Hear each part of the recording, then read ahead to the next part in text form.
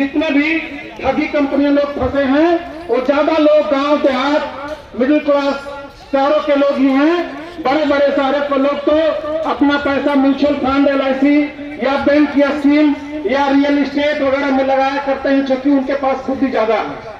लेकिन हम जैसे लोग जो मिडिल शहर में रहते हैं, गांव में रहते हैं, वहां पे इन लोगों ने अपना पांव पसारा और भारत सरकार ने सबको बारी बारी से संरक्षण देने का काम किया कि खुद भी लूटो और हमें भी लूट की मलाई खिलाओ। और यही होता आया विगत कई सालों से होता है। आज कोई नई कहानी नहीं है। हम और आप छले गए, कभी ये भेष बदल के आते हैं एल्केमिस्ट के रूप में, तो कभी भेष बदल के आते हैं कल्पतरु के रूप में, तो कभी भेष बदल के आते हैं साई प्रसाद के रूप में, और कभी भेष बदल के आते हैं विश्वामित्र के रूप में, और कभी भेष बदल के आते हैं PA सिंह के रूप में।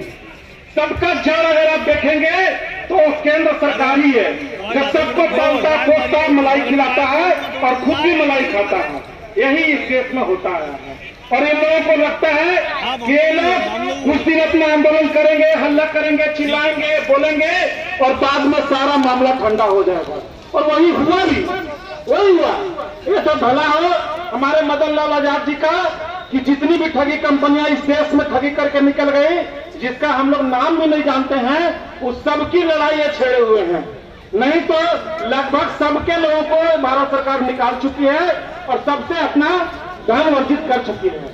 लेकिन अब ऐसा नहीं होगा साथियों।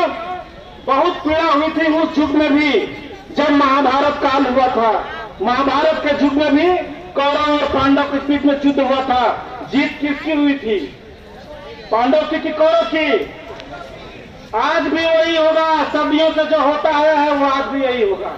चूंकि हमारे जितने भी संगठन हैं आज तक अलग अलग मंच में दिख रहे थे, आज से सब एक मंच में आ गए।